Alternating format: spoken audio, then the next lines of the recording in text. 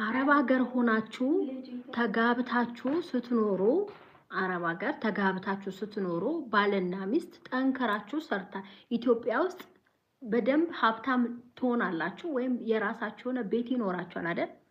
እዛ ሆናችሁ ግን የምትገዙት ኢትዮጵያ ውስጥ በስማችሁ ማድረግ ስለማትችሉ እዛ ሆናችሁ በእናት ስም ነው የምታረጉት።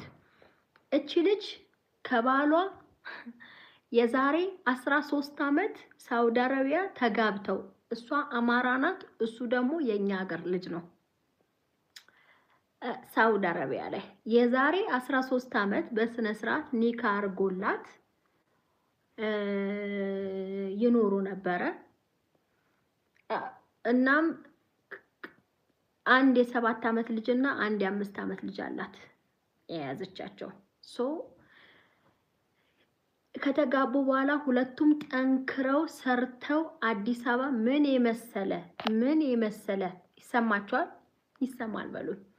ምን የመሰለ ቪላ ቤት አዲስ አበባ ላይ ገዝተዋል። ቪላ ቤት የዛሬ 9 አመት ገደማ ቤቱ ማለት ነው። ቤቱ በማስም ነው፣ በእናቱ ስም ነው የገዛው። ብሩ ለእናቱ ተላከና እናቱ ቤተሰቡ ሆነው አዲስ አበባ ቤት ገዙላቸው ማለት ነው። ቪላ ቤት እና 100,000 ብር ነው የሚከራየው ቤቱ አዲስ አበባ ያለው።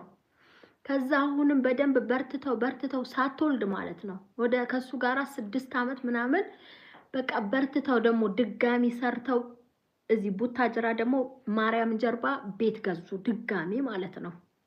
ያን ቤት በማስም ነው በሱ እናት ስም ነው የሚገዛው።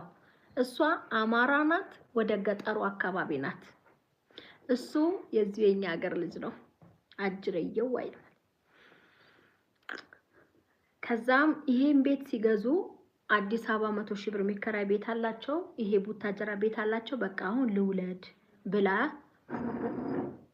ያው የመጀመሪያ ሴት ናት መሰለኝ፣ ሁለተኛው ነው መሰለኝ ወንድ ነው። የመጀመሪያ ወንድ፣ ሁለተኛው ሴት።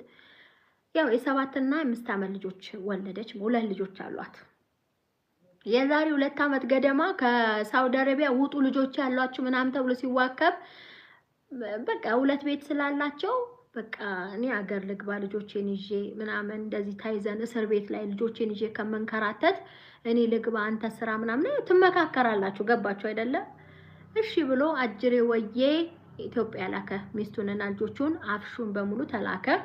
ቡታጀራ ያለው ቤት መኖር ጀመረች። እሱም ወዲያው መጣ። እነሱ በመጡበት የሆነ ህል ወር መጣ። 1 ወር ሳይቆይ ተመልሶ ሄደ። ቤቱን በስማቸው ሳያዙሩት ምንም ሳይሉ እሷ መጣ። ቤቷ ነው ያለችው። ቤቱ ግን በማስም ነው፣ በእናቱ ስም ነው። አሁን ሳውዲ አረቢያ እልል ያለችዋን ድንግሏን ህፃኗን አገባ። የስልጤ ልጅ ናት። እዛ ሳውዲ አገባት።